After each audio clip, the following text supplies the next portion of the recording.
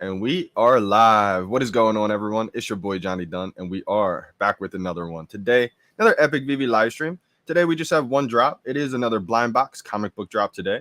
We have the first appearance of Black Cat, so I think that's going to be a pretty fun one to grab. I'm going to be going over the details, the covers, and got a couple good videos to go over too today. One from Randy Chavez, David Yu, kind of like a little AMA pretty much last night. Randy Chavez was on stream for about 24 hours, I think it was, so I think it was about an hour long with David Yu, a little AMA action. So we're going to be going over that after the comic book details today. And of course, from VeVe and 3, another great video from them. So we're going to be diving into that today. Shout out to everyone joining the live stream. Let me sharing this one, going over a couple topics too. We all saw crypto just took a huge dump. So we're going to be going over my thoughts and everything like that. We got Super Simono, first one in the chat today. Let's go. I think the covers on these look pretty sweet too. Amazing Spider-Man issue number 194 today. This is the first appearance of Black Cat. And shout out to the Dutch Spaces a few days ago. If you guys weren't in there, a bunch of people from the Dutch community held a Twitter Spaces for a few hours, and I joined them. And we talked about this comic. They asked me my opinion on this one. Now, I'm not the comic book expert or anything like that. I usually try to follow sleeping comics and crypto, try to pick their brains a little bit. But my thought process instantly on this one was, since we have already seen the Mighty Marvel's Black Cat first appearance, and now we're seeing the comic book first appearance of Black Cat, to me, I feel like Marvel usually doesn't just randomly release things. So we could probably see Black Cat being a future upcoming big character in the MCU or anything like that. I mean, usually Marvel does a pretty good job synchronizing the releases. So we could definitely see Black Cat be a pretty popular character in the future in some upcoming movies, maybe. That's kind of my thought process on this one. I don't think this one's going to sell out in 0.5 seconds or anything like that, but I do think it will eventually sell out. We may be able to get a few of this one. That's kind of my thought process on it. I'm only going to go for one. I will go for the drop today. If I get the secret rare, again, we all know the market sentiment's not too high right now, so I don't expect it to be, thousands and thousands of dollars or anything.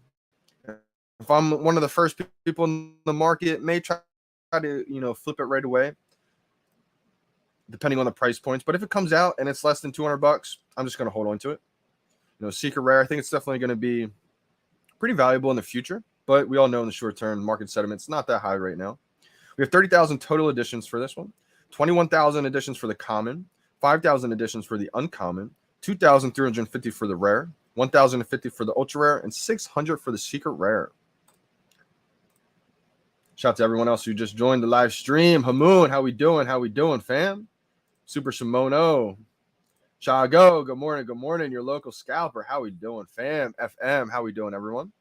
Johnny Dub, Drew NFTV, how we doing? December Bitcoin in the building. How we doing, December?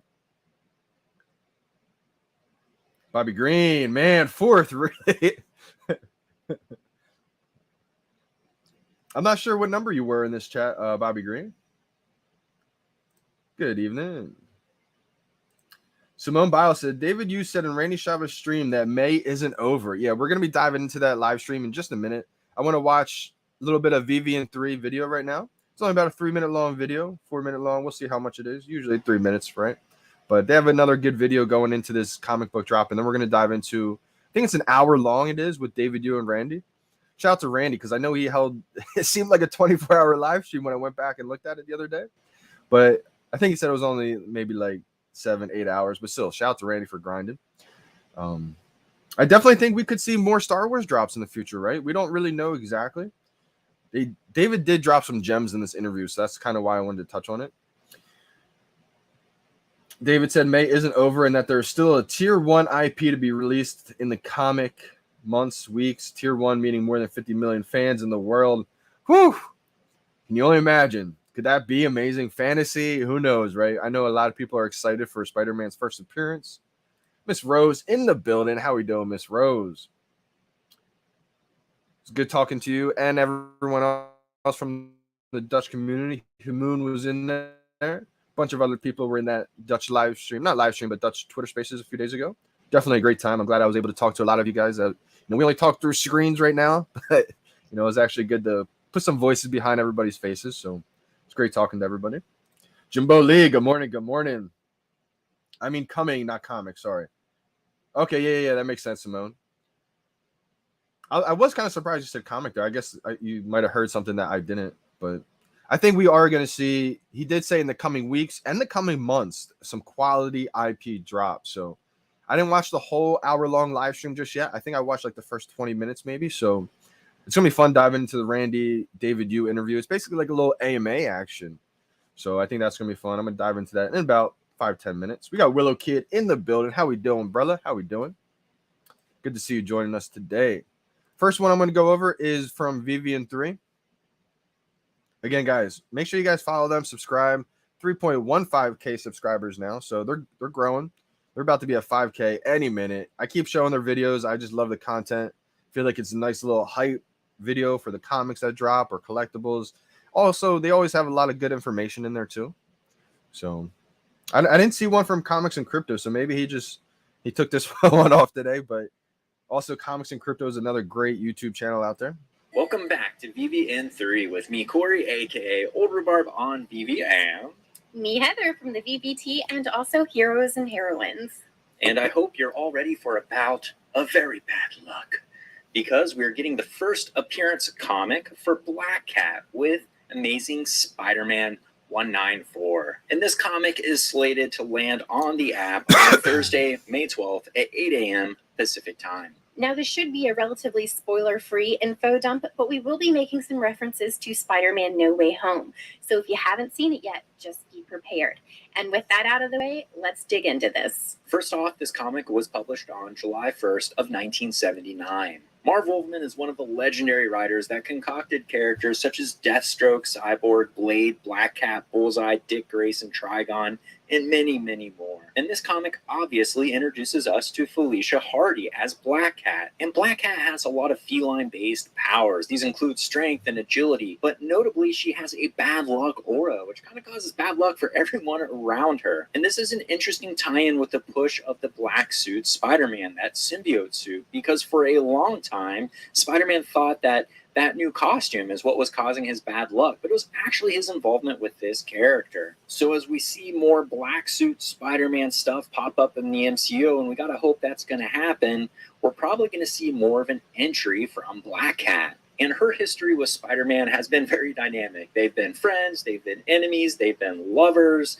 I mean, they've been everything you can think of. Frenemies. The downside is that Black Cat has always loved Spider-Man, but not so much the person behind the mask, Peter Parker. And that's where their romance has always kind of fizzled in the past. Black Cat has been a mainstay creation for Marvel comic and video games. She's had her own comic series and has continually appeared in many other comics. And in terms of video games, she's been absolutely prolific for the last 30 years. Here's just her appearances in the last 10 years. She is continuously one of the most popular anti-hero type characters on the video game side of the house. Now, in terms of her use in television and movies, the first sort of teaser that we would get to see her was back in 2007 with some Sonyverse movies. Her and Silver Sable were meant to be used in at least 2 Sonyverse movies. However, the director has said that given the MCU and Disney Plus, there's a strong chance that the two will get their own standalone movies or television shows. And right now, it's being sorted how they're going to be utilized exactly. All right, now it's time for some potential spoilers for the Spider-Man No Way Home. When the fabric of the universe was ripping and we saw villains from across the multiverse being highlighted in the tears, Black Cat was one of those silhouettes, and it would make a lot of sense for her to make entry into Parker's life in his current state, as now his identity has been scrubbed from the minds of the entire universe by Doctor Strange. Physical value for this comic at high grades is around $4,500. There's actually 4 of these cased at 9.9, which is pretty rare to see. And the circulating supply for the 9.8s is pretty massive at 437. It's impressive that these still cost more than 4K given that huge circulating supply, which is an indication that physical collector interest in this character is still pretty high. As for our VeVe exclusive rare and ultra rare covers, these are coming from David Lopez. David Lopez has a ton of work out for both Marvel and DC.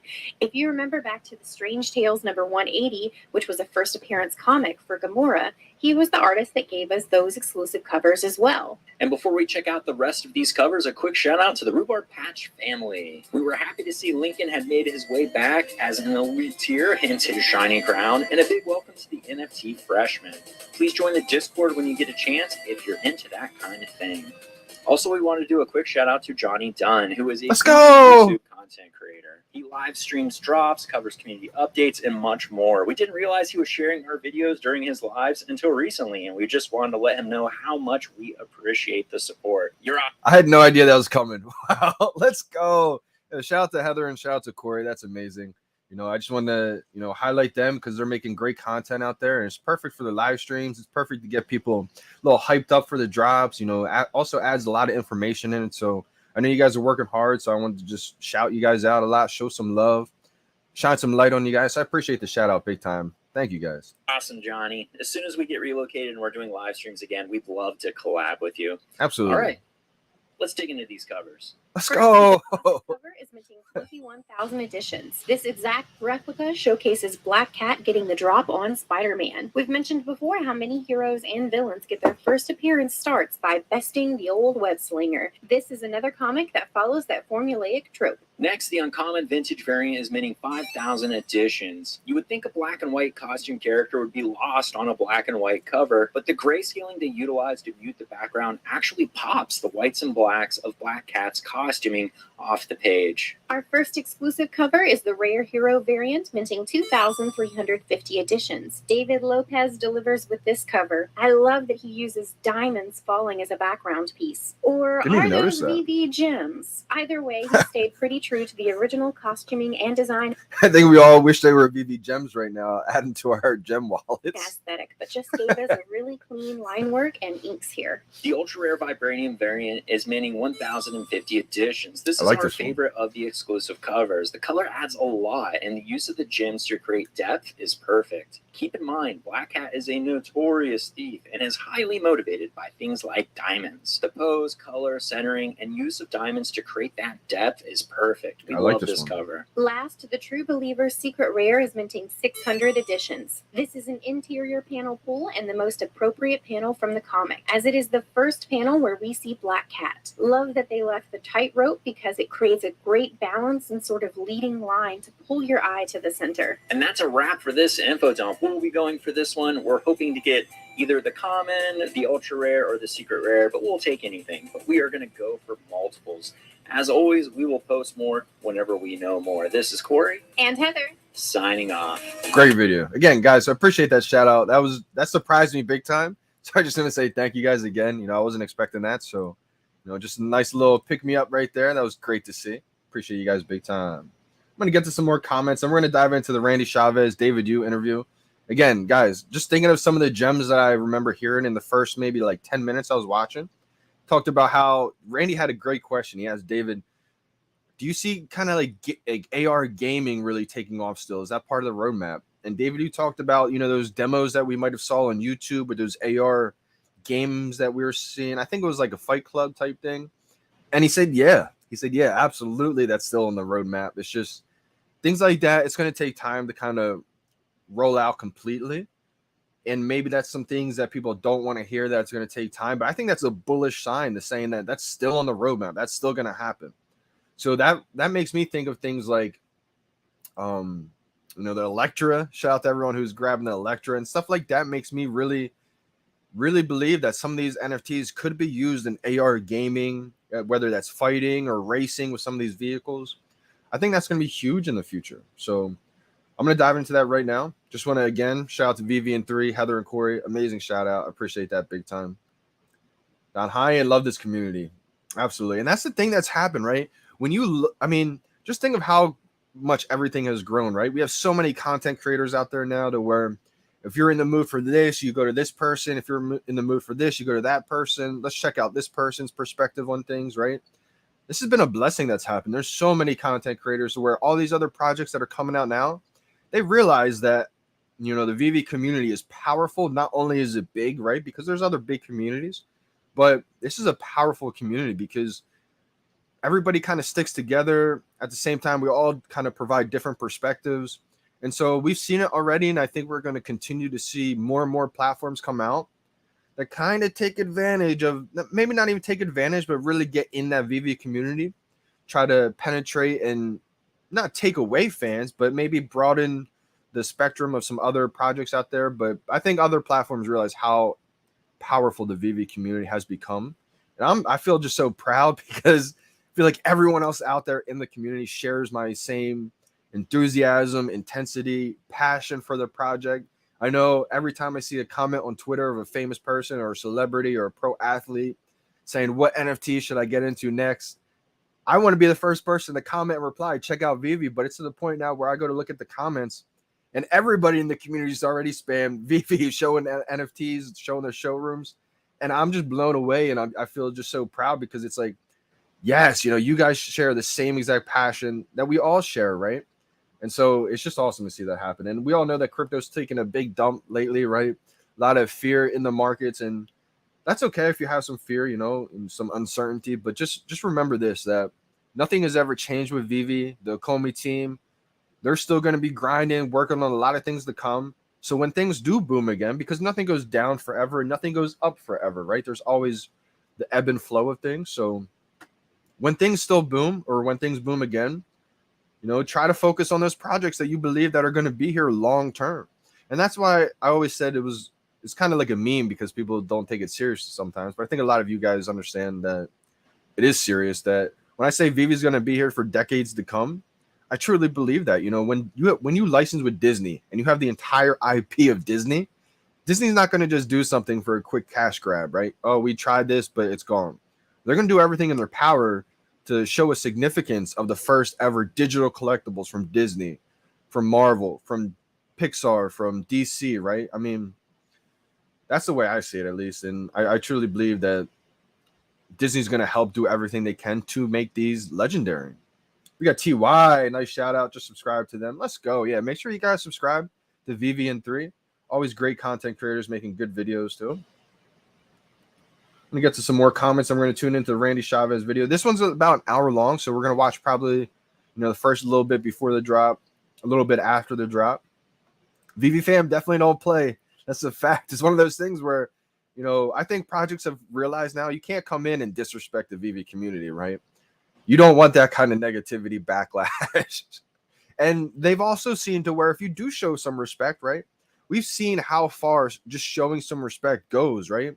I think it was the back cows, right? The people that were involved with Palm and DC Comics really got on the ground floor because they saw what happened when there was a little bit of backlash there. They did not want that to happen. So, I want to give a shout out to them because I think they did a good job at understanding that and showing respect to the VeVe community.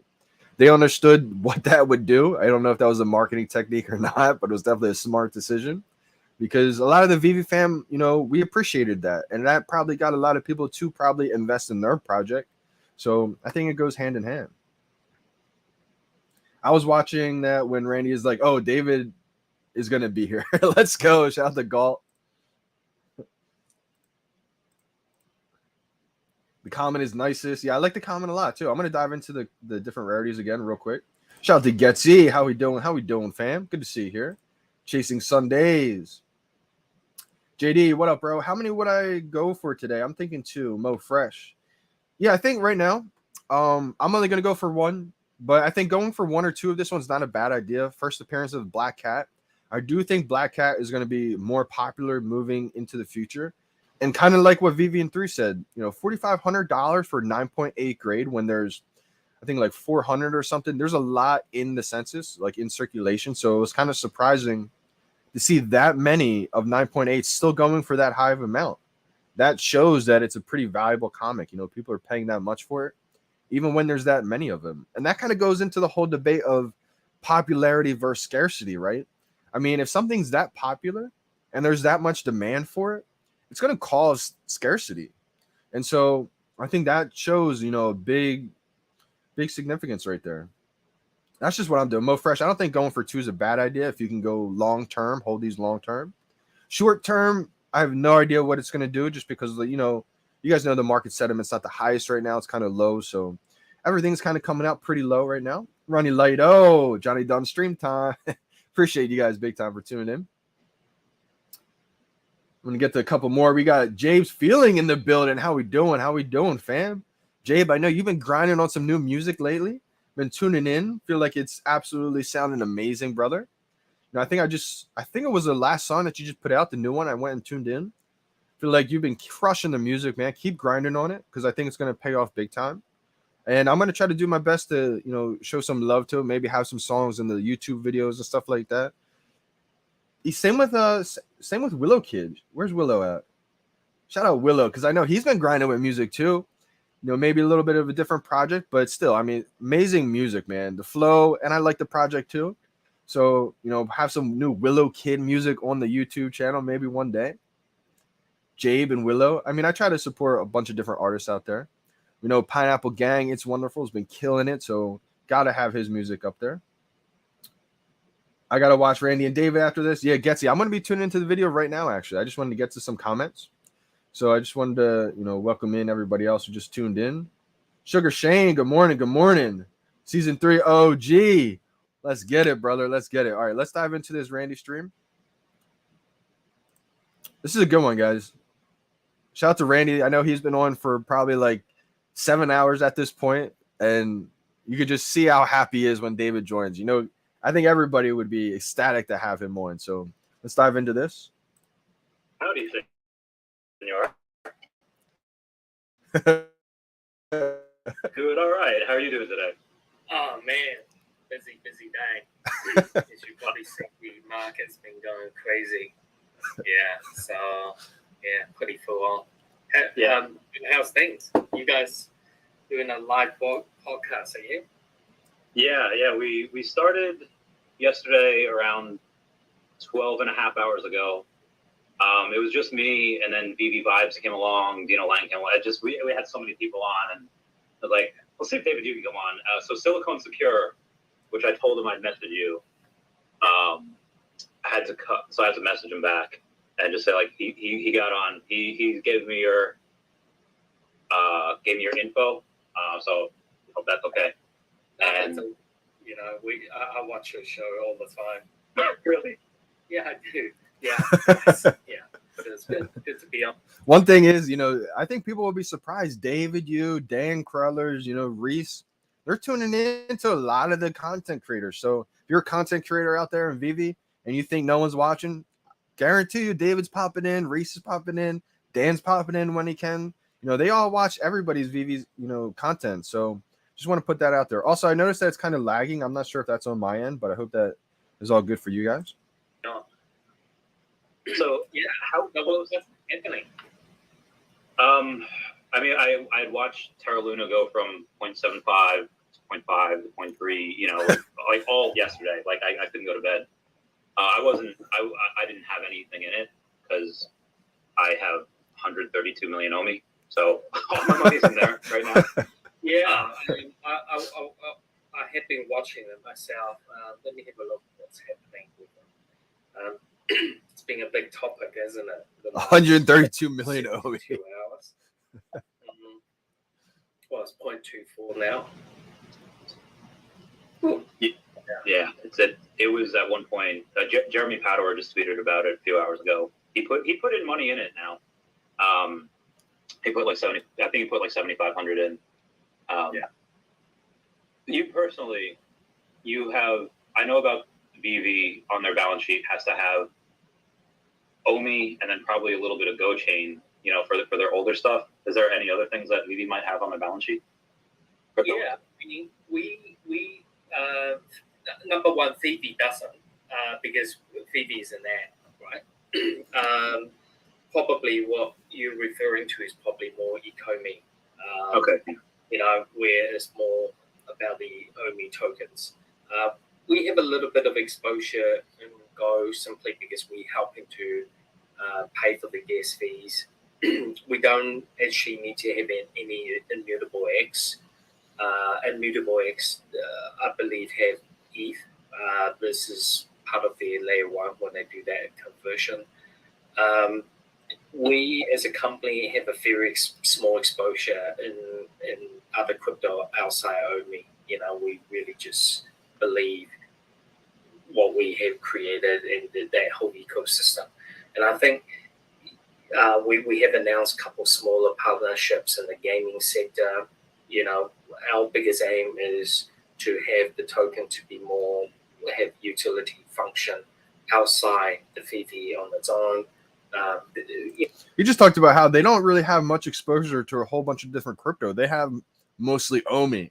So can you only imagine, you know, with all these different crypto projects happening, popping up, they still have mostly just OMI. So what kind of information do you think that they know that's coming for the OMI token that we don't know just yet, and the reasons why they're holding mostly just OMI?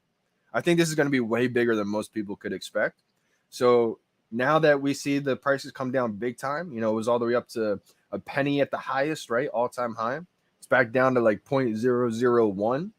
Not financial advisor, not financial advice, but if you believe in the project, if you believe in the team, these just are it just creates another opportunity for people to get in at a cheaper price.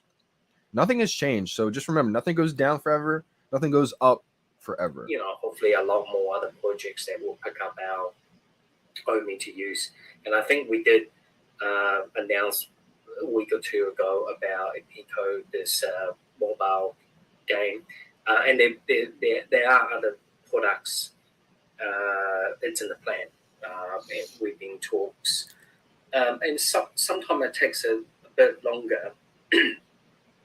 And one of the things behind why it takes so long is we as a company really have a high standard moral ethic. We want to make sure that that project is going to be there for the long term and for the greatness of the community, because no point when we support a project and then, you know, maybe they have all these OMI and they decided they're going to dump it. We're very much all about my business ethos. By the way, you know, Randy, you know my background, 25 years in gaming. I never come out to go, oh, let's make a lot of money in Pokemon. Let's make a lot of money in Yu-Gi-Oh. It's always about how we can make game and grow the community.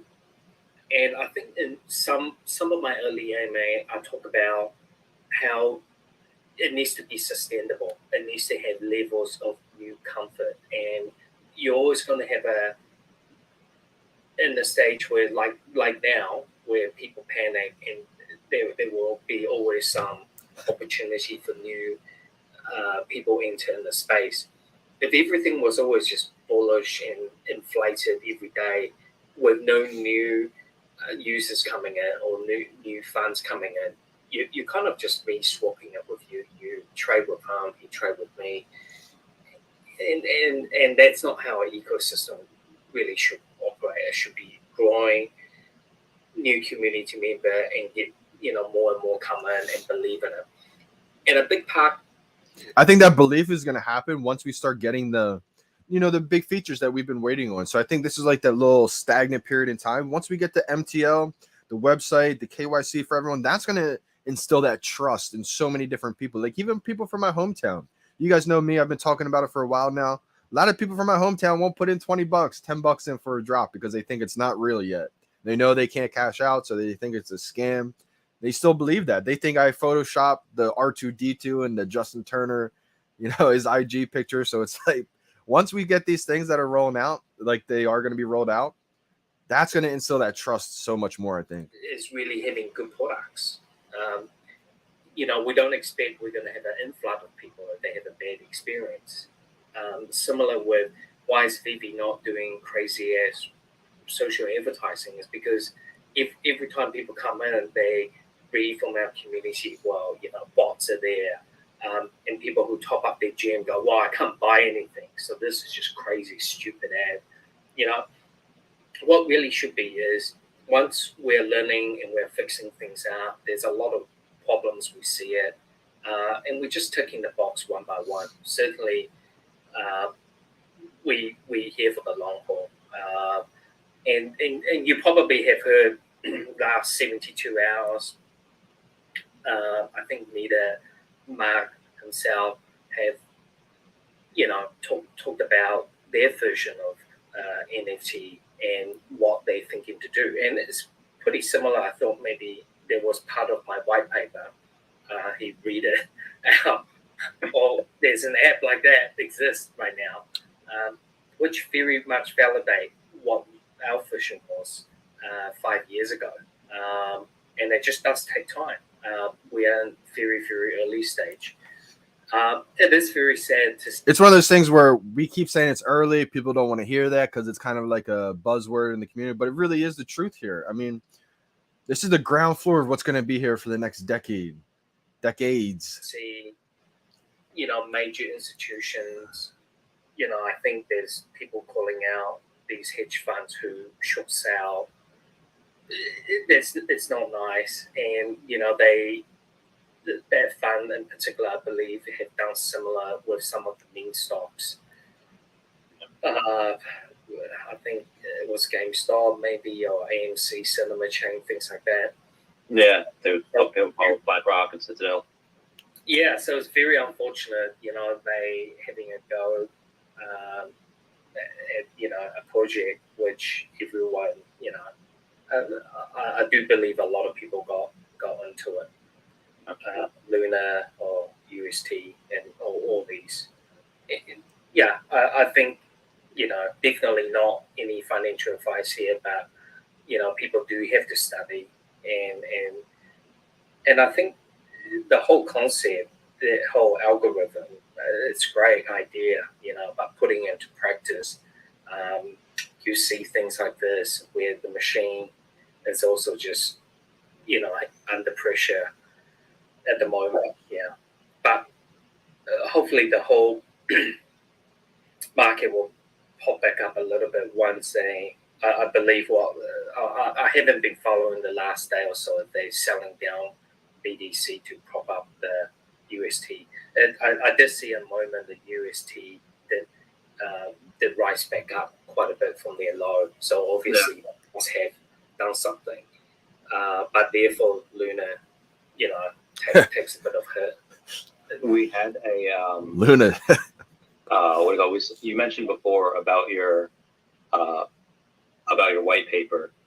Back in the original, when it was called Akomi Collect, I was reading that their gamification saying if anyone has an Akomi Collect, digital collectible, you could play an AR game with that with other people that also have this. Is that still on the roadmap?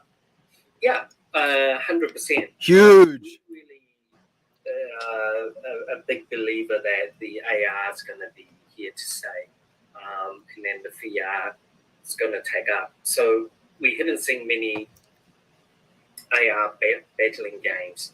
Well, I have seen some, floating around on YouTube, some demos of some of the licensed game company that we had. So I can see the feedback. So I think we are going to go down that way. Yeah, eventually, to have gamifications. The big part for us right now, apart from fixing the web issues coming out, the web app is coming out. Can you just imagine if, like, I don't know if this is exactly how it's going to be tied in or not, but say, let's just say a crazy example, right? I go to the golf course. I'm on the putting green. I'm just going to use this as an example because I was just there. Let's just say I'm on the putting green and I notice someone else on the putting green. We're talking about VeVe, and then all of a sudden he's got VeVe app. He's got the VeVe app too. And then I'm like, okay, let's do a little racing game or something, or a fighting game. And I pull up. Let's just use racing as an example. We pull up. I use the DeLorean. He's got the Echo one, and then we just lay out. You probably just click to tap the race, whether it's a circle raceway or a straight like drag race. You can just lay it out there in augmented reality next to each other, and then you can literally race each other in augmented reality. Maybe you wager 10 gems or 1,000 Omi or whatever the case is, right? I feel like stuff like that could be easily implemented over the future. The NTL, the Master Collectors Program, on all these, we actually need to tick these off, and hopefully, we are aiming for Q2. We know we're already been very late to our promise, or what we're hoping, but there's a lot more in the back which we haven't said, because I know if I say something, it will be that cycle again. I know a couple of things, and there is a about the web app. You guys will be making a bit more money, and speaking of more money, you had just put out an ad. I think it was on LinkedIn, talking for a new social media manager who is well versed in not just Marvel movies and Marvel, but also anime. Can you explain why you would have to have a person well versed in anime working for you?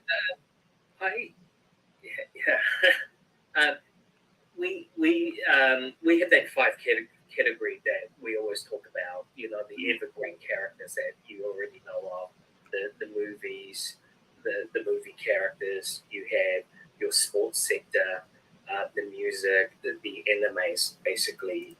I don't know if he just did that or not, but are these the new categories, the new verticals? Sports, obviously, we know is coming eventually. Anime, there's been talks about that. You know, I think anime will come, like you said, but they've also talked about anime. They're gonna have a whole roadmap of lineups of drops ready because they don't want to just drop one anime and then that's it for a while. They kind of want to have a lot ready to go. Music still to come, so there could be a lot of different things, and I think it can get crazy. It's part of that whole manga, pop culture, Japanese. We have seen a little bit in VeVe, the Ultraman from the Netflix series. Dragon Ball Z. We really want to start bringing out a lot of these, what we call the Japanese pop culture aspect. We have, without saying too much, we do have a huge fan base in Japan, and they are hungry for contents from, you know, their parts of the world. Huge And fan we have base been in Japan. working very, very hard the past 18 months to have Japanese content on board as well.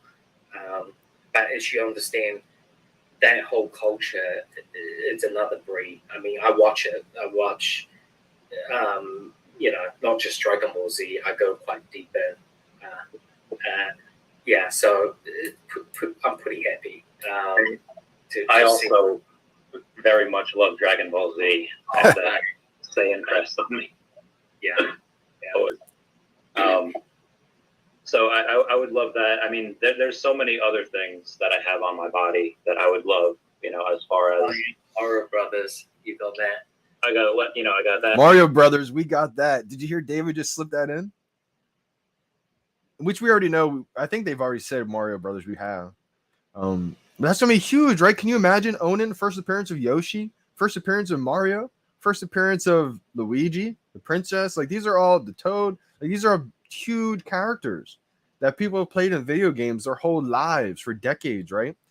Then that tells me if they have the Mario Brothers, can you just imagine owning, you know, Mario, Luigi, Yoshi, like all those guys, right? And then the gamification that comes out, and then you get to use those characters in the games. Woo! So I would love that. I mean, there's so many other Sonic things that I have on my body that I would love, you know, as far as Mario Brothers, you got that? I got that Yoshi, Kirby. I got Donkey Kong. You got Zelda there. Yeah, with the Triforce, Donkey Kong throwing the Pokeball. Yeah. Donkey Kong. I was born in the year of the horse. So I have that on me as well. So I bought a bunch of those stamps. And is that your course tattoo there? That's it's a quote from Fight Club. It might never be perfect. Yeah, cool. Yeah. How much do you think? I mean, I know we already have, you know, the stamps. You know, the year of the Zodiacs. Is there anything else that is tattooed on me that might come to VeVe at some point?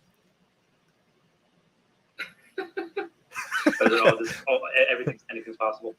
Yeah, it is. Shout out to Randy. I think he was trying to look at his face. That's so great. I think Randy was trying to get David to talk about the Pokemon ball, the Pokeball there. That's hilarious. That was like a roundabout question to see if David drops any, you know, teasers right there. You know, I click stamps, I click phone cards, I click everything. You know, art toys, statues, paintings. I really do believe everything, there's a market for it. There's a collector out there. I mean, that's why they exist. And I always told people, you know, there's a market for everything you see out there. And many times when we talk to the licensors, they go, well, who's going to buy this? And I go, listen, the honest truth is there's a market for everything. You just need to find how to sell it. I mean, the honest truth is the worst performing car or the oldest car out there, someone's driving it. There's a market for that. People want to get around. They don't have money. That's good enough. $1,500. So, there's a market for everything. If you find a buyer. Shout out to VeVe Vibes. I always knew the collectible business was going to evolve into the digital. So, yeah, it's really good to see that it's happening. There's a bunch of Pokemon cards that I bought and sold for Omi. You had a card that was in the background of your last video. What card was that? I think it was a Pikachu. I had a Pikachu. I think that was from the first Wizard magazine that came out. Yeah. And I also have a few Pokemon cards which I have flown out to the space. I was very lucky to be part of a program where technically I wasn't meant to be sending cards out, but they go, well, what's one thing you were saying? I'm going, well, I think my Mewtwo really space it back. And then I sent Blue Eye White Dragon from Yu-Gi-Oh! Up as well. And then they came I have a back Blue down Eyes and White they gave me Dragon. a certificate for it, so I was very, very happy. Not a first edition though. You're a very big, as me and Justin were talking about before, being like a big kid. What is something as you've grown older that you found more beautiful in this earth? What is something that you take great pride in looking at that maybe is not something that you could collect? Just a feeling. Yeah, there's two things I think. Number one is there's the emotional factor. There's always things out there where I see something and I show us that collection behind it. I love the Charmander. Yeah, there's some Daniel Ashen up there. There's the Wrong. And by the way, the Wrong collection, the physical is going to be on sale soon because we're going to do it through the website. Oh, gets you hear that? Talking about the Need the Grin. That's going to be on sale soon because we're going to be using it with the website supposedly or something. Like you just said. Wow. I'm going to rewind this just a minute. Just a second. And there. Yeah, there's some Daniel Ashen up there. There's the Wrong. And by the way, the Wrong collection, the physical is going to be on sale soon because we're going to do it through the website. So we don't lose the Apple fee. And there's a lot of calls. I love calls stuff. And being a big fan of his. Cause. Of any artist, by the way. But going back to your question, is there's two fundamental when it's come collecting. Number one is when you see something emotionally, you just go, I'm in love with it. Because there's some, not just the nostalgia side, but the emotional side, maybe that you really grew up and you remember when you were watching that, and this is what you grew up in your childhood. That's number one. And obviously there's that wow factor when you see something, you only read about it and you never get able to own it. Possibly some of the greatest Picasso, some of the best Monet you see in the museum. And you just think, especially even Da Vinci, you see the talent from way back, and it's all connecting to what's been happening in the history. So all these really fascinate myself, and when I see works like that, really just gets me. And obviously, because these things you can't buy them, you can't really own them. So number one is all that emotional stuff. When you see it, and sometimes it's because you went to a museum or you went to a Disney park. You see something when you're a kid and it's there, and you went back now and you just go, oh, it's still here, and I remember that. So those are very, quite important. And that's what VeVe is about. It's about allowing our fans to be able to carry their collectibles with them in the palm of their hand, and show it off. You know, and I really, you know, one of the biggest thing, I was talking to Dan last night at dinner, is, you know, we have achieved a lot, and if we don't think about anything about crypto or NFT, digital, anything, we have achieved so much in a way where you've got all these wonderful characters You gay. all living on this app, where you never seen it before. You never will go in an AR and see this character and that character in one place. And that was really difficult to convince some of our licensors, you know, about brand identity, and they're always very protective, as you can imagine. And even within large organization studio, they have so many movie brands. They do have to go through each of these producers to get approval. It is extremely difficult, what we have achieved. And yeah, I want to shout out to Trevor too. I know Trevor's not with the Komi VeVe team anymore, but he hopped in the Dutch Twitter Spaces a few days ago, and we had some questions for him. And he touched on, I think one of the questions one of the people from the community asked him was, you know, how long do some of these NFTs to make?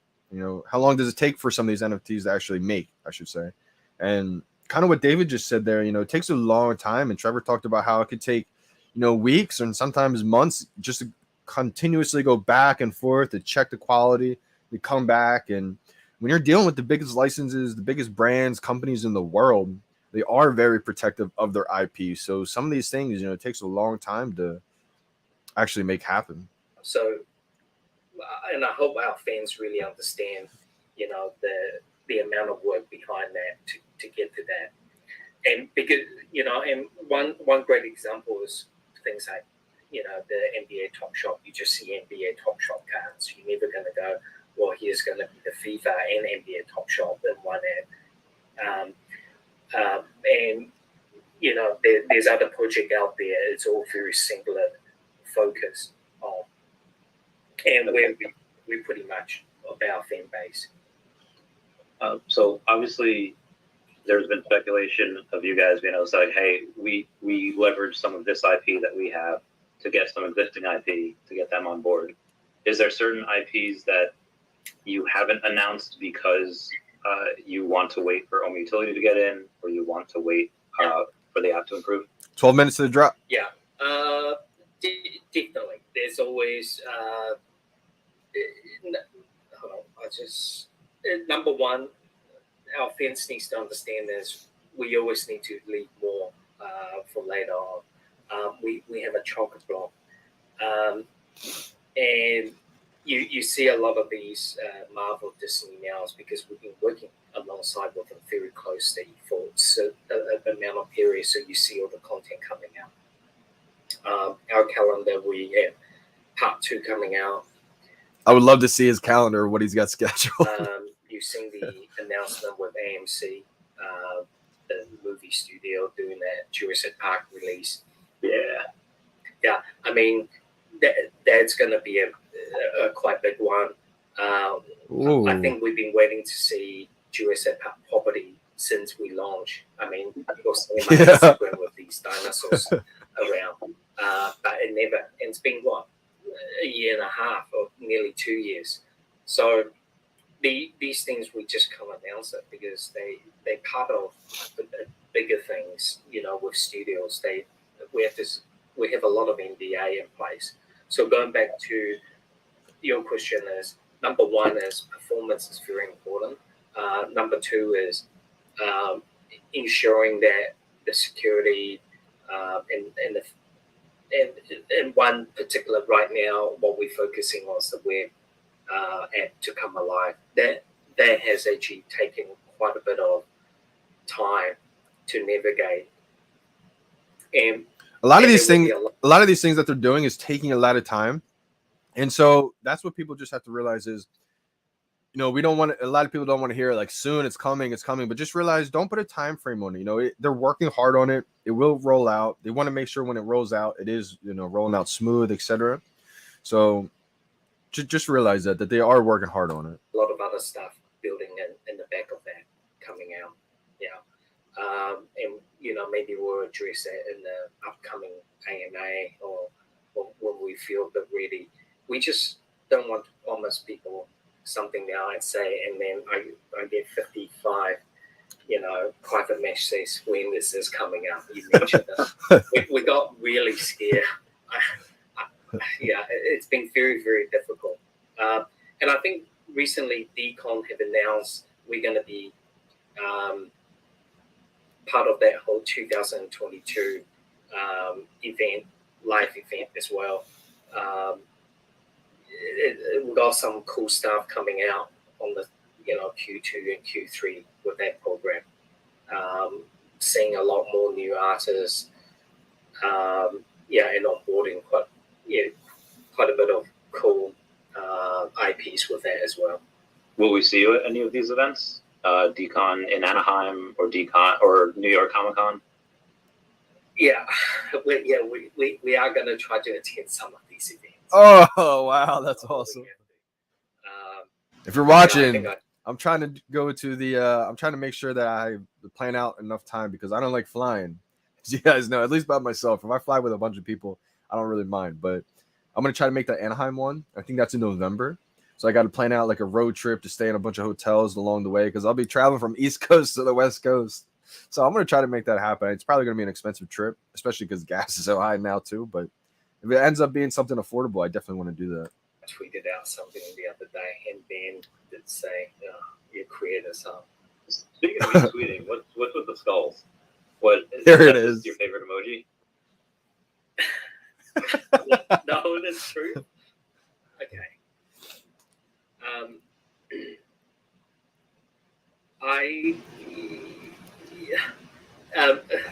Well, David's on his mind. Dan's gonna kill me if I let this out. It's actually got nothing to do with what's coming out.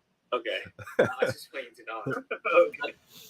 One of our employee staff at VeVe, and I often message him back with the emoji with the tears or cry and laugh out loud. And he messaged me back. He goes, "You do know young people these days, they use the skull white belt." So I thought, oh, okay. So I thought I'd start tweeting that one out. Everybody got you'd. The amount of things that people have drawn from that, saying like, "Oh, skull." If Vader takes off his mask, he's just got a skull under there, and maybe that's what we'll get. Yeah, I mean, main's not over yet. I mean, this is just really, with the second week through, I'm definitely looking forward to a lot more quality releases coming, in the coming weeks and months. I mean, our partnership, we have seen the golden moments. We have seen the first appearance of that comic. We're definitely going to be seeing a lot more coming out. From that franchise. 6 minutes. It's going to be pretty good. 50 seconds. Have you told other communities right now not to try to tell them not to advertise for you guys? Be like, hey guys, we'll let you know. You mean You get them to stop. Be like, hey, don't talk about us just yet. Is that over? Yeah. I mean, we have to stay quite on that. We do have a huge marketing effort coming. See, that's a huge, great question from Randy right there because I think Randy understands it too. Like they can bring in tens of millions of users at any moment they really want to. They can flip on the switch and start that marketing because we got the biggest brands in the world that have every incentive to market for us, basically. So I'm under the belief, and I think Randy is too, that they can flip on the switch at any moment, but they don't really want to bring in 10 million fans right now because how many of those 10 million fans would actually stay on the app, right? There's not too much to do besides just the drops, the feed's not working the best right now. Like they have a lot of things that they want to update and fix and get rolled out before they bring in, all these fans. So that's why it's kind of just growing at an organic rate. And, the people that see the vision, that stay and that are, here early, they'll probably be rewarded for having that vision early before it becomes Disney's promoting VeVe on the regular. Like We brought in 200,000 fans just from a Disney tweet in November. So that was a great question right there. I think they can turn up the marketing efforts at any moment, but they just want to be ready for it. We are hiring. It's mentioned we've got social new marketing people on board. So we do have big plans coming up. And I mean, the theatre group, it's one perfect example. We will be on board on a lot of new users. 5 minutes. Who never thought NFT is something for them. I'm pretty sure a lot of these people are buying movie tickets. It would be quite sad if you go to the cinema and actually there's no one there.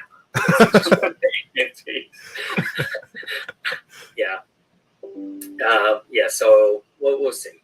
Yeah, I was saying there is a. We were talking about art before and what you find beautiful. There's a Andy Warhol painting that just sold for 195 million. Yeah. Is there any chance like some of those types of arts, like ones of ones, anything coming to the? Yeah. One of one is definitely something that we've been working on very, very much. I mean, when we came into this VeVe sector, there was only maybe about 7, 8 players. There's the OpenSea, I think Red Bull was around. I believe Animoca was there quite a bit. Sandbox, Decentraland. There's all these other projects, Nifty Gateway. All these are great platform, and it's really good to see everyone's equally getting a lot of active user. And Dapper Lab was there as well. In fact, I brought a lot of the Earth 2 crowd myself. Earth 2, I was streaming them, and then you guys came along. I was like, oh, I switched gears immediately to you guys. Yeah. So all these projects, we all started from nothing, and a lot of us were on the same group because we were trying to raise money to do. We're gonna get back to this. There's about 3 minutes left to the drop. Can't miss the drop. Want to be going over that one, and I think David Hughes under the same kind of premises that we all are. The more people that come into this space as a whole, the better it is for VeVe, the better it is just for the whole digital collecting space as a whole. So, we always want other people, other projects in this space to last, survive, thrive. Because at the end of the day, the more people that come into this space, the more people are going to find VeVe, and they're going to find something that they love on the app, because VeVe is going to have something for everybody. So we got 2 minutes and 40 seconds to the drop. Real quick, I'm going to go over the strategy just in case anybody needs a refresher, any new users out there. I don't think we're going to have to, be absolutely perfect on time. Probably could react to this one, see by now, and then click it. But just to kind of go over the rhythm gate strategy, the timing strategy. Again, I try to count down with like 5 to 10 seconds left. We're going to act like there's 0 minutes and just the 16 seconds left. You want to click slightly before you even see the buy now button, because by the time your finger presses, it should be about on time. 7, 6, 5, 4, 3, 2, 1, 0. Buy now. That would have been so perfect right there. Again, the whole thought process is I'm starting my click slightly before I see buy now even pop up. And if the buy now is popping up 1 second after 0, you can kind of predict, guess when to click. So if you start that click slightly before you even see buy now, that's usually how you're able to time it perfectly.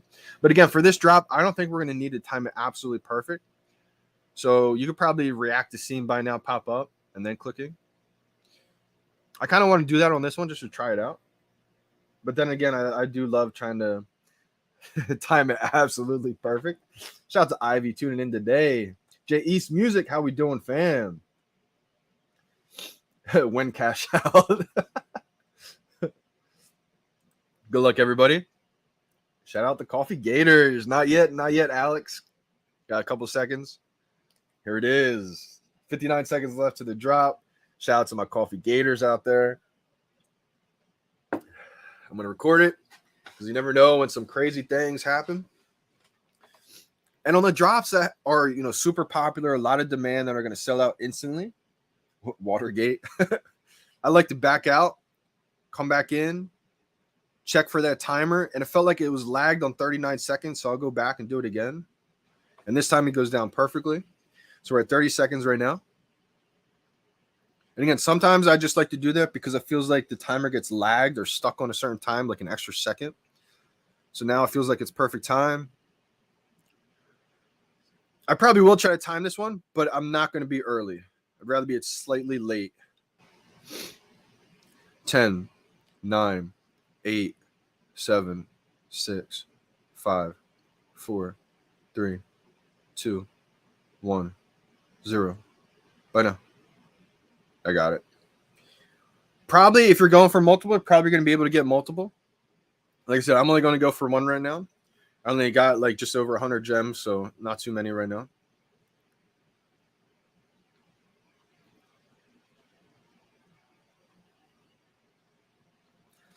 What could it be? I need a 3-digit. Haven't had a 3-digit comic in a while.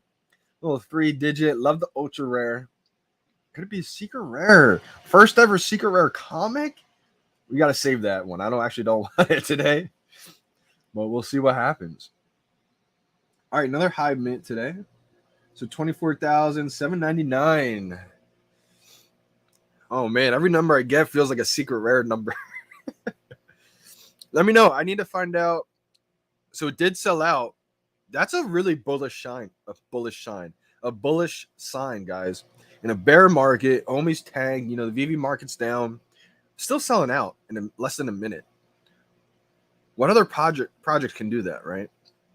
Now, it's going to be interesting to see how this comes out in the marketplace. Again, I don't think it's going to be crazy expensive or anything like that, but long term, this is the first appearance of Black Cat. We've seen the Black Cat Mighty Marvel FA get released, so that tells me that Marvel probably has some big plans for Black Cat. So I think, and the fact that the 9.8 comic, there's a bunch of them in circulation and it's still selling for $4,500, tells me that there's a lot of demand for this one. So I think this is a long-term, pretty good comic book. Super Simono got 3. Simone Biles got 3. Shout out to the water gators out there. I definitely need to be drinking more water. I actually feel like a little bit sick lately. I wasn't about to stream today, but I was like, you know what? I can't not stream because I'm feeling kind of sick. My mom actually got bronchitis about a week ago, about 5 days ago or something like that from kids at school. And she did get tested. It's not COVID or anything like that. But just a bunch of kids at her school were sick. So she came down with bronchitis. And I think maybe I'm getting a little bit of that, but feel okay. It was just my throat that was bothering me for a little bit, my head for a little bit, but feel a lot better now. Getsy got 6 today. James barely got 1. Okay. That's a great sign. I mean, think about it, right? We're in a bear market. Prices are down, and these are still selling out ASAP. Can you imagine if we get a holy grail type drop? Let me know if anyone got more than 6. Getsy had to use 2 phones, right? I would say, who got more than 3 on one account? Christian got 3. Let's go, Christian. Jamera got 2. Anybody get any good mints? Great shine, guys. Yeah, great shine. Bullish shine, I said. Wow, we're neighbors, December. I got a higher mint, too. Paz, welcome, brother. Welcome, Pazmanian. Got 2 of them. Okay, Paz. Crushing the drops these days. Milo got a good, cool-looking mint number there. 2002. Yeah, great shine, guys. 4 with the girlfriend. Shout out to Karen. Solid. Anybody get more than 3? 2 photos. Felt like you had to use more than 1 there, Getsy. Get 6 of them.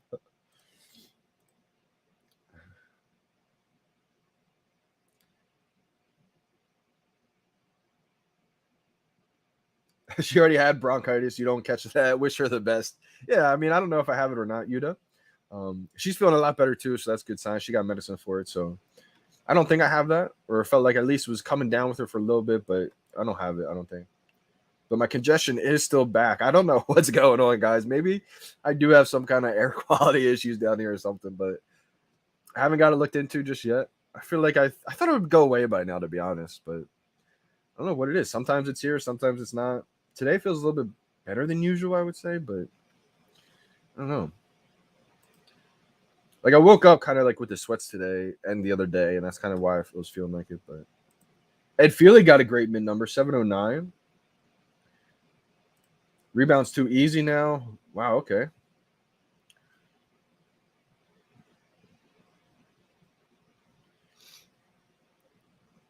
I should probably do rebounds and see what my let me bring up a world clock here. I probably will go for rebound this round just because I want to kind of work on it.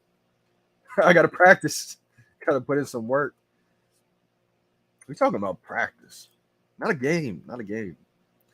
But let's see here, 11:05. So we got a couple more minutes to the next one. Have the world clock up though.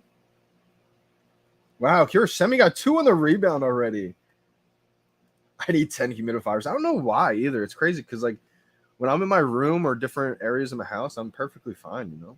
Except I was at the golf course a couple days ago and I noticed the allergies were so bad.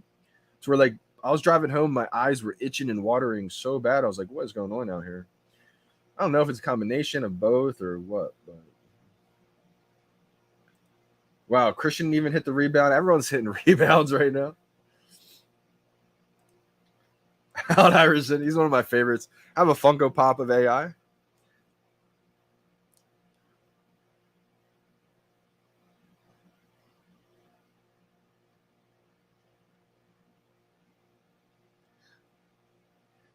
I have 2 down here, which is kind of crazy, right?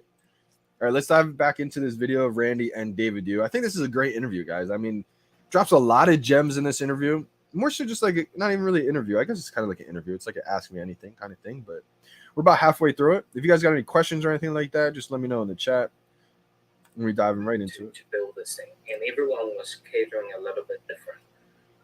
We kind of really wanted to stay with the fandom, the app, but certainly our ambition in our heart, and we really want to corner a new part of that market. And we, you know, I love art, so I'm a huge everything you see today in any of these studios, they came from some artists, some creators, some writer, some producers out there. And they were once student, they were once amateur artists, and they become professional. They do it, when I say professional, they do it full time. And then, so I really believe we as a company need to encourage more and more artists to come on board. So you will see a lot more, these utility. We really believe that the one-on-one will be quite valuable, will be very collectible, and there'll be market for that. I think when we have one-on-ones on the app, that's when we start seeing things go for, a couple $100,000, maybe even $1 million. And that's when I think we start seeing some headline news about VeVe. And it could be like that Beeple effect. What happened to the NFT space when Beeple announced, or not Beeple announced, but they announced all over the news the Beeple sale of the NFT, millions and millions of dollars, like that kind of stuff. I think will happen with VeVe. What I love about you guys is what I loved in Tesla as well. Not really. Shout out to Miss Rose for the new utility word. That's how we're spelling utility from now on. Spending a dime on marketing. That being said, sometimes the best place and the best time to raise money is when you don't need it. There have been 337 million gems that have been bought in the app, and 127 million gems are still in the app. So over 200 million gems were spent, given to VeVe. Is there any chance of you using those funds and saying like, hey guys, we need to do a capital raise and trying to raise some funds? Yeah, we have thought many possibilities.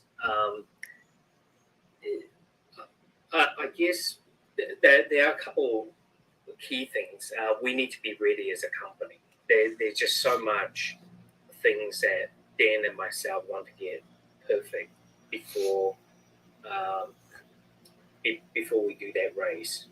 Number one is, you guys can clearly see how much gems being purchased. We want to make sure whoever we bring on is not just a freeloader in it because they go, well, hey, we managed to get a slice of this pie. We really want them to be working for their investments. I certainly work about 16 to 18 hours a day. And equally, I think Dan probably do more, if not, much more. in certain days of the week, and we own 7 days a week. And every person we speak to, they go, Dave, you need to get more assistant, you need to get more staff. But I think people don't understand is we still a startup company. I think most people treat me today thinking because we've done so much revenue, we are not a startup. But it should not be judged by that. It should not be judged by the sales value. It should be judged by the size of company you are, and how many employees, how you're growing by then. And that's the thing, guys. This is still so early to where VeVe's still a small team, right? They're a startup company. I know people kind of look at it, all the sales that they make, like you talked about, the revenue, all these different brands that are licensed with them. It doesn't feel or look like a startup company, right? That just shows you the growth that they've had already. 1 year in. That's number one. Number two is how, how many years you're in business. We only been live for a year now, a little bit. So there's a lot more. We are a startup. Most people, I do have to say sometimes the VC see us, well, you're not, it's a very mature market. I'm going, well, obviously you bought in the hype of this whole Web3 space. And I have a philosophy in my mind, and this is something I've taken from all the business that I have done in my life, from retail, from distribution, from manufacturing, from everything I have done, is that I have this rule where it's the 1-7-17-70-300, which means I'm the first employee in the company. So in this case, me and Dan is the first. Then we will employ the second person, the third to the seventh, and then the 17, the 70, and the 300. So every time when we get to that scale, to that step, we look at it. Who are the key person between the 70 to the 300? Okay, now you need to have an HR manager. You need to have this. It is very important that the money that our audience and yourself have spent in the VeVe, I guide these funds and then will probably agree. Well, he will 100% agree. I guard that money like it was the last dollar. We never look at the bank account and go, well, we got this, we could do that, we can buy that player, we can merge with them. We're about to treat that dollar as the last dollar because that's how we were. Smart. Months ago, we were counting every dollar we have in the bank, and that mentality hasn't changed. Also, guys, VeVe is going to be having another Twitter Spaces May 13th. So tomorrow. Just want to put that out there in case anybody forgot. At 1 p.m. PT. I think when company manage to raise great amount of money, they can take better risk. They can afford to make mistakes.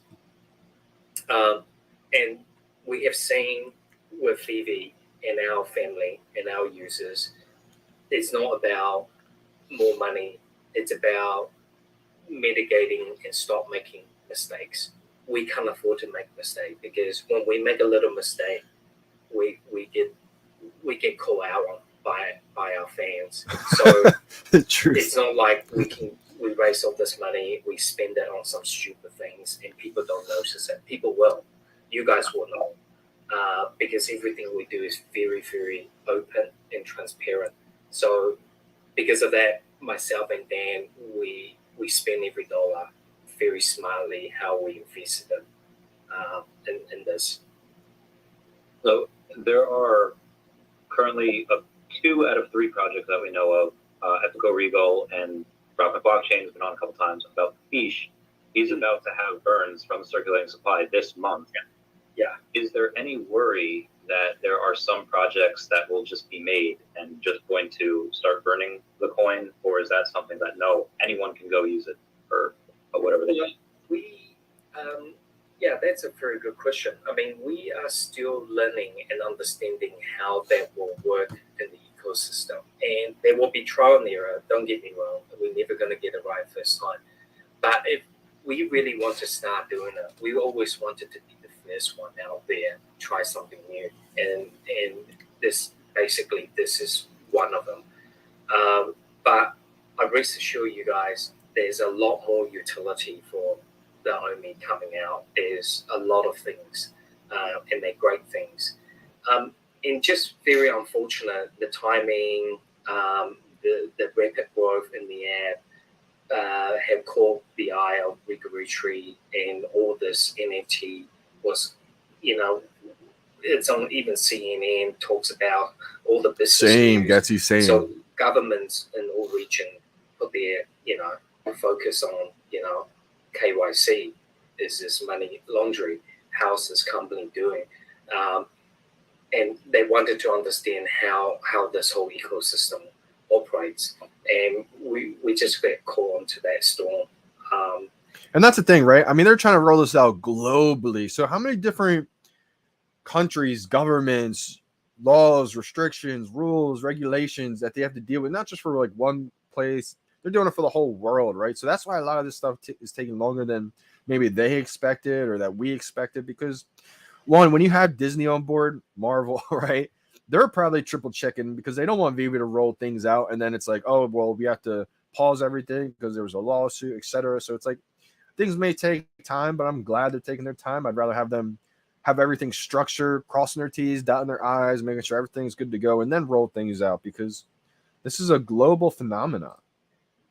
Yeah, it's very tough and we now have hired and employ a lot of people to navigate that through for us here as well.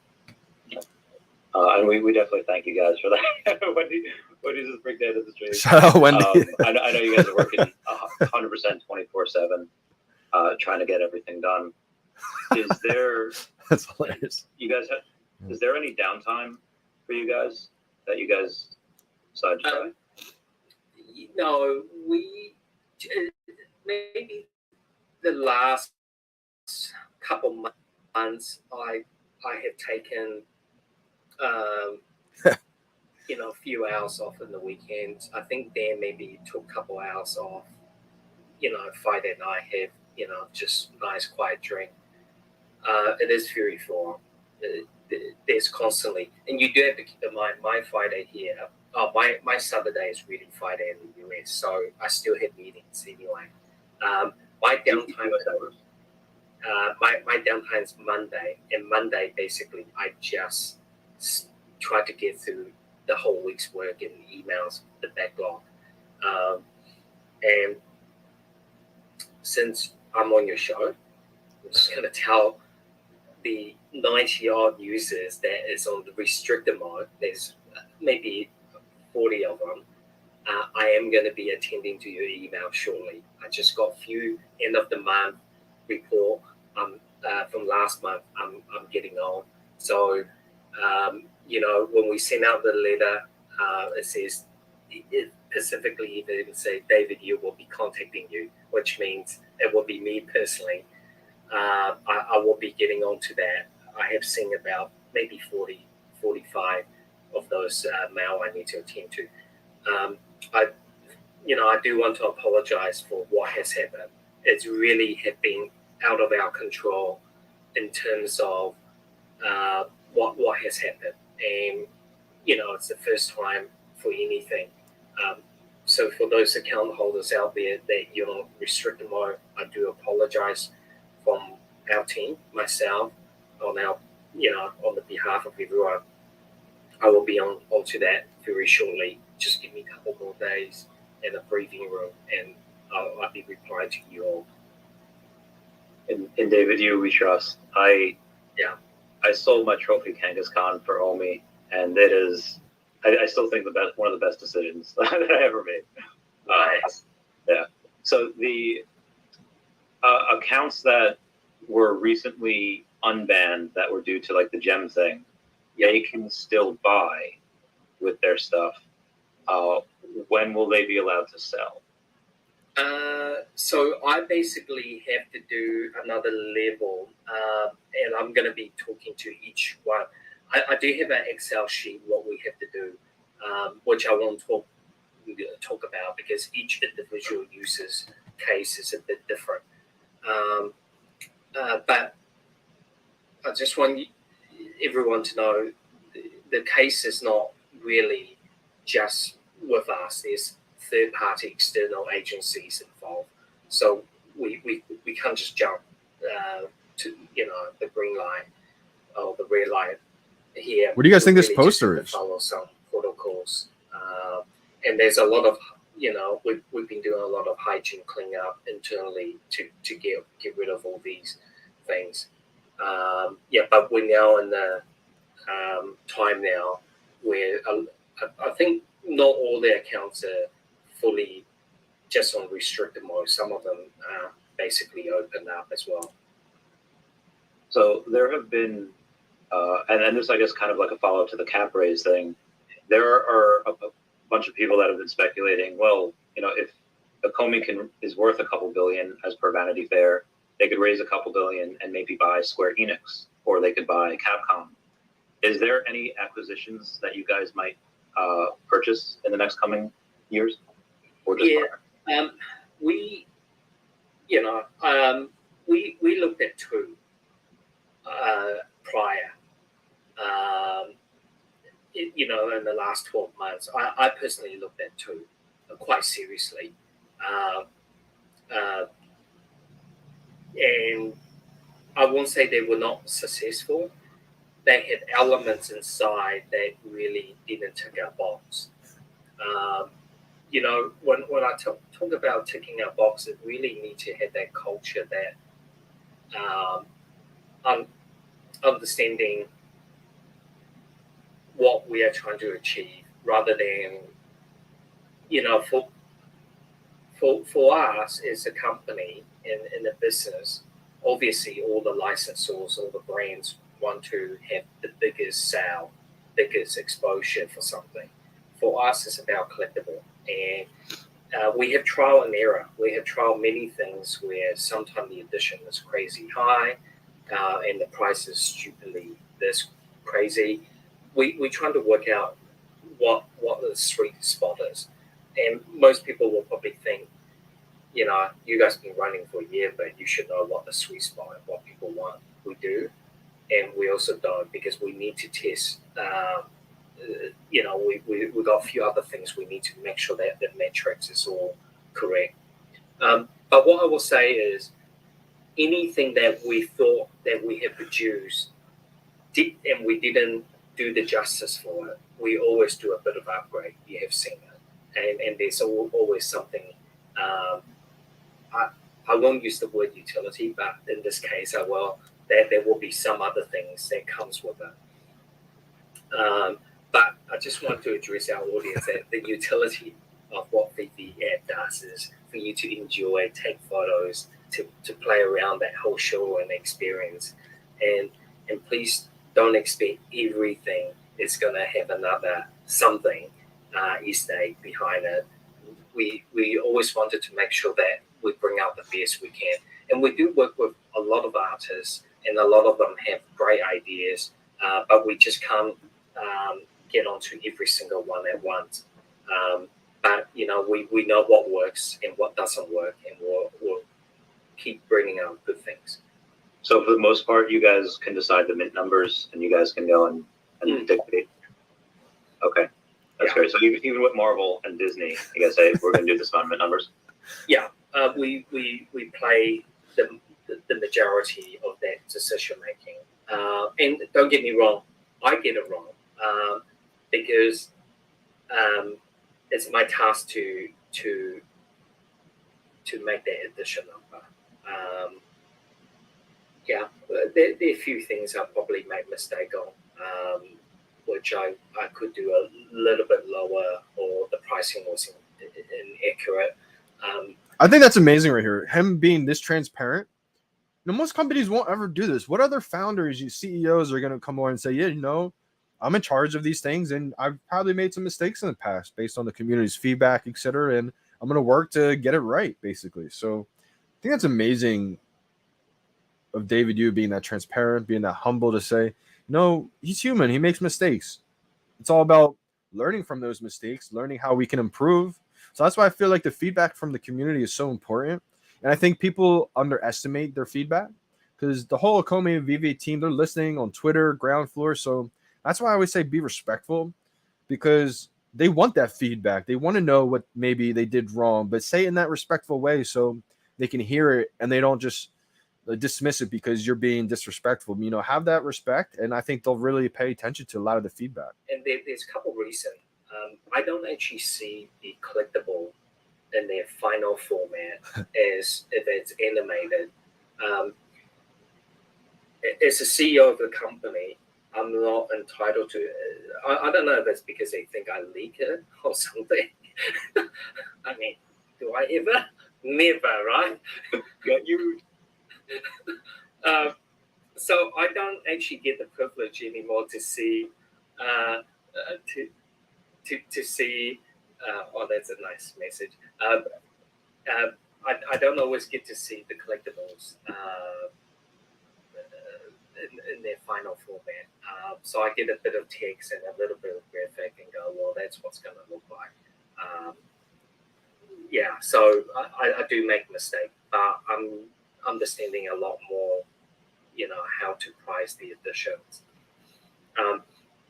The Star Wars one, I'm not sure if you noticed the comic. So one of the numbers, obviously, is the 1972. That's when the comic came out, and the one at the back is because it's the first issue. And then I have one that's George Lucas's birthday.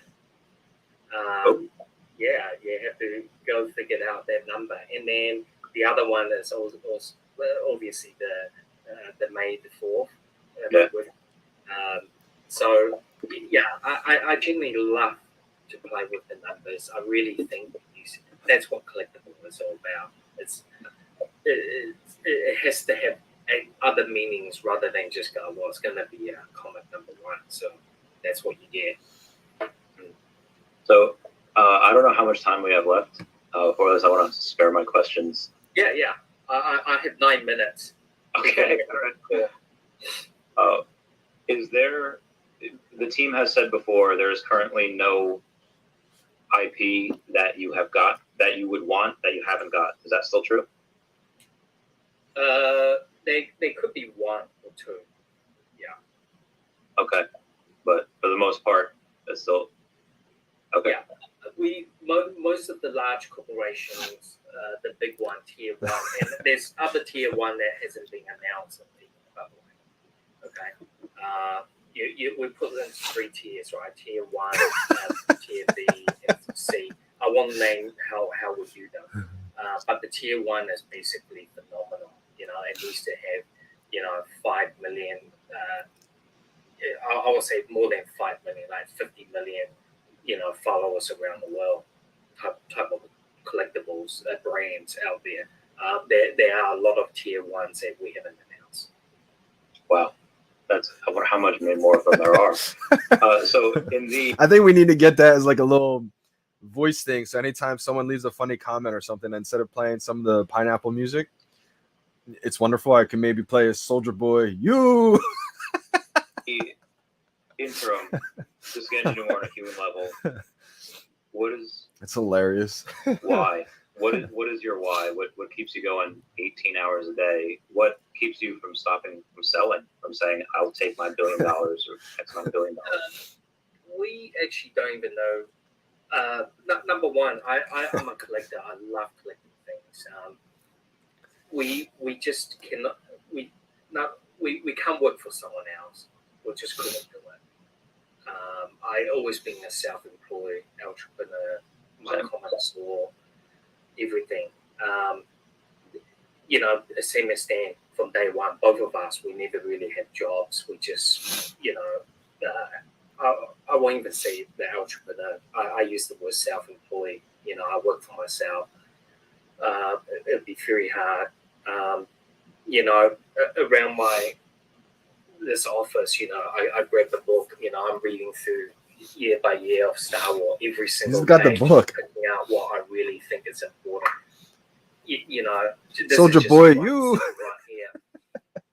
And that's what I do. I love the stuff. So during my break between my course or my email, when I'm having a cup of coffee, I look through every little things and what we want want to do, what we want to make. I have books about DC.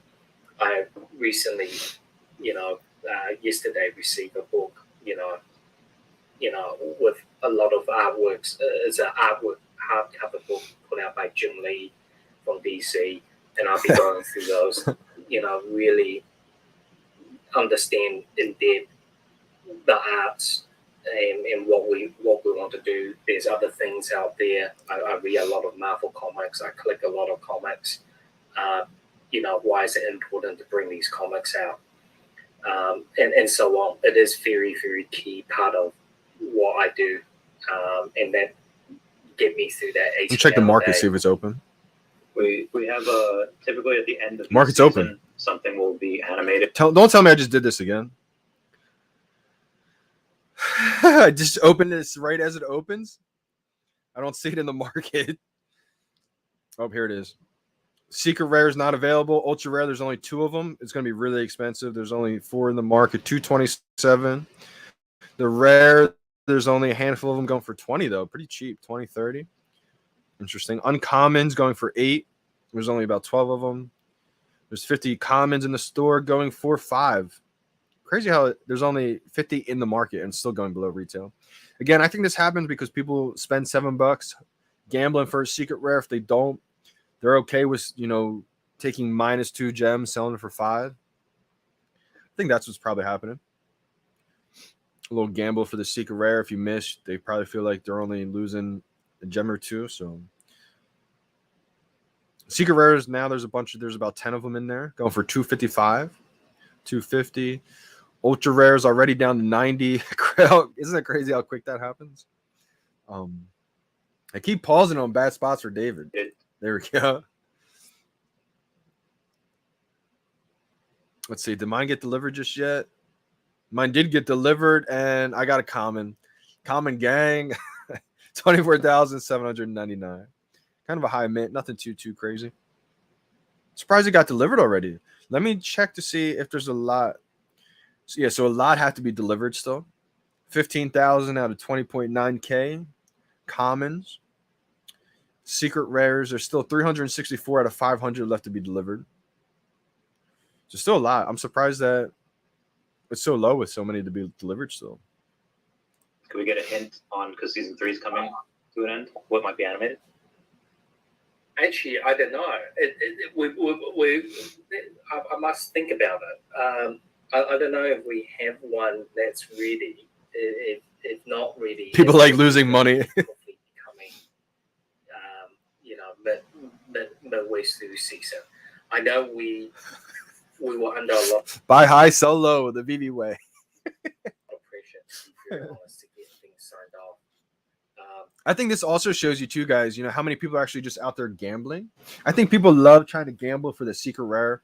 If they don't get it, they'll take back 5 gems, as opposed to maybe just waiting until the common goes up to 20 gems or whatever the case is, right? I mean, to each his own. I'm not saying which way is right, which way is wrong. Everybody has kind of their own strategy.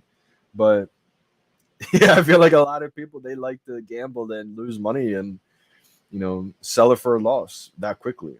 I can understand, holding a year and saying, okay, it's not really going up. Let me put it to something else that maybe might go up. But to do it right away always kind of baffled me.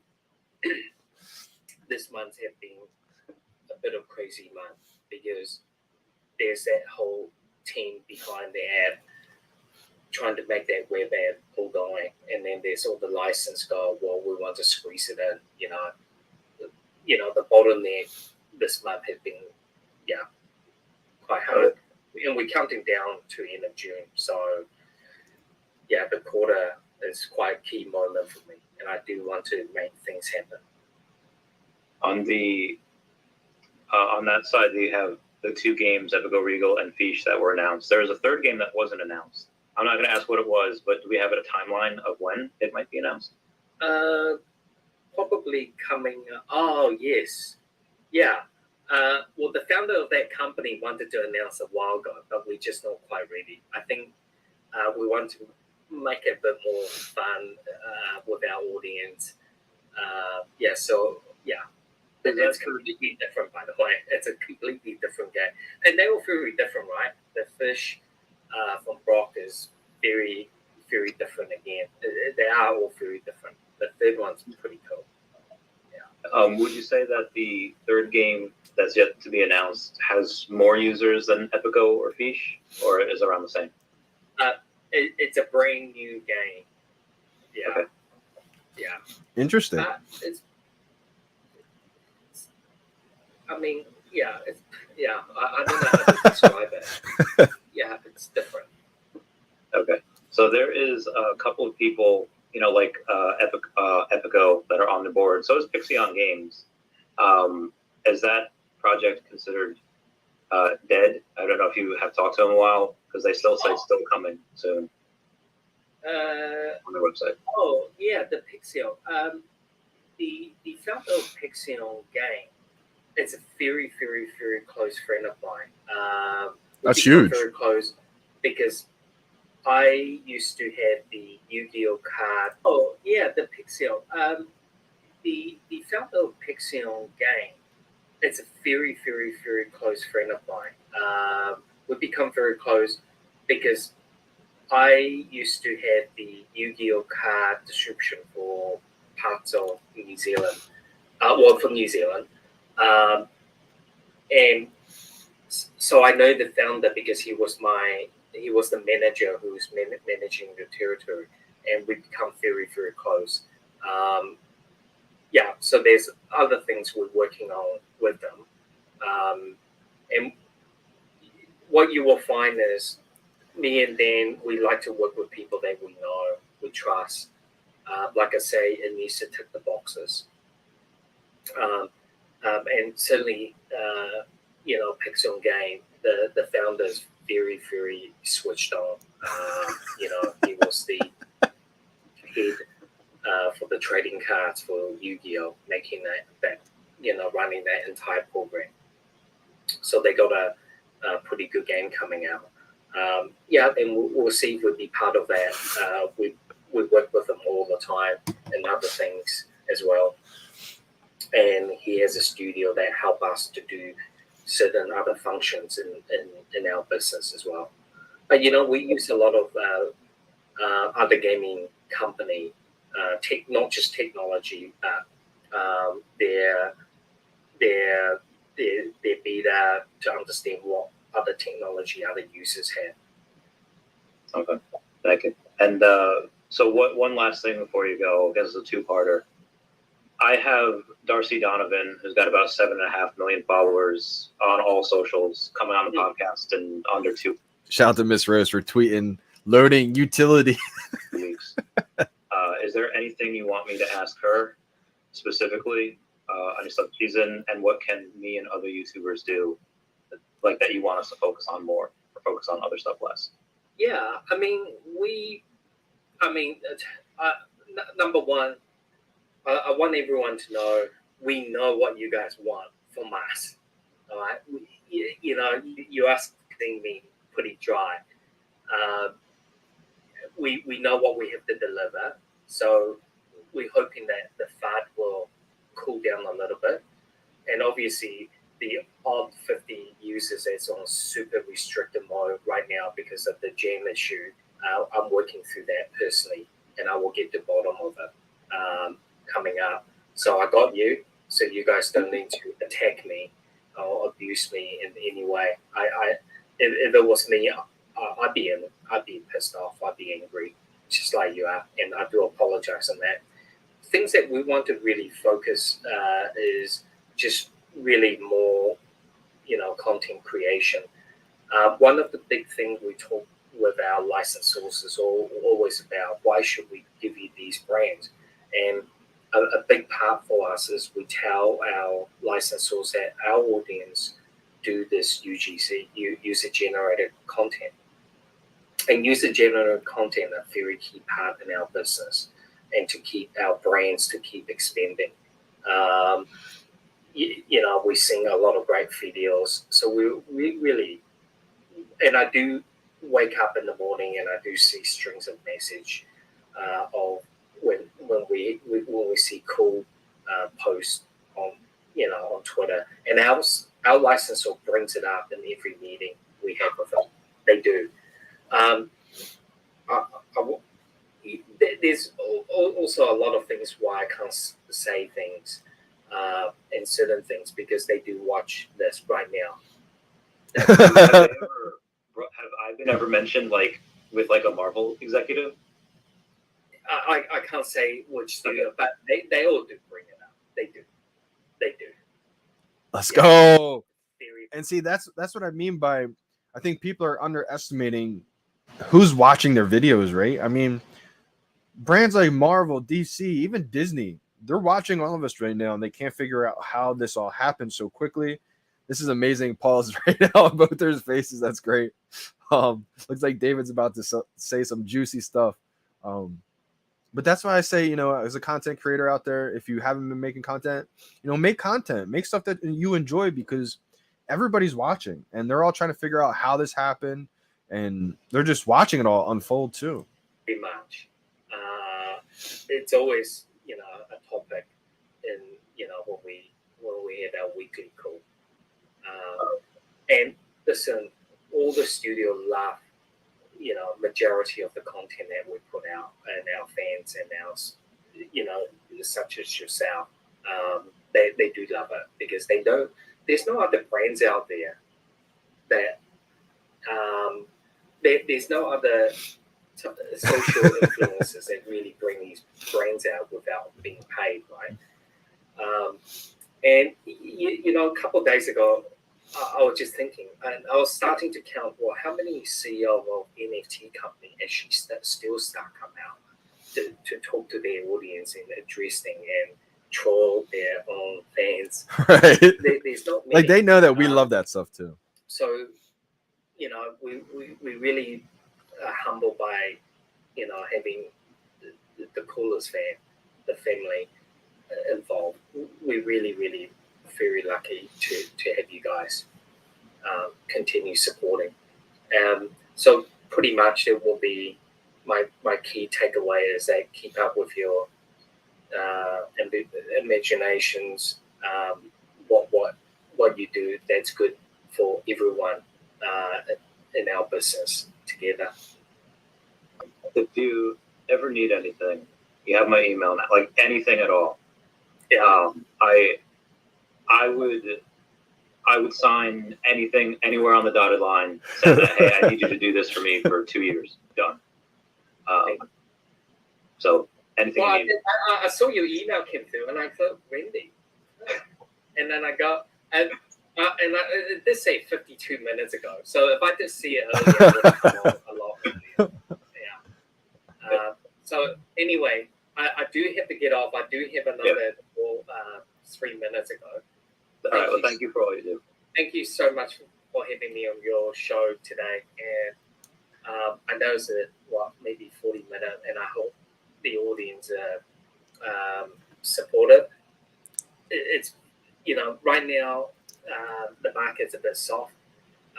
You know, just the sentiment around everything right this moment, and it's not just NFT. It's in every other thing: crypto, stock market, shares, and everything, interest rate, everything.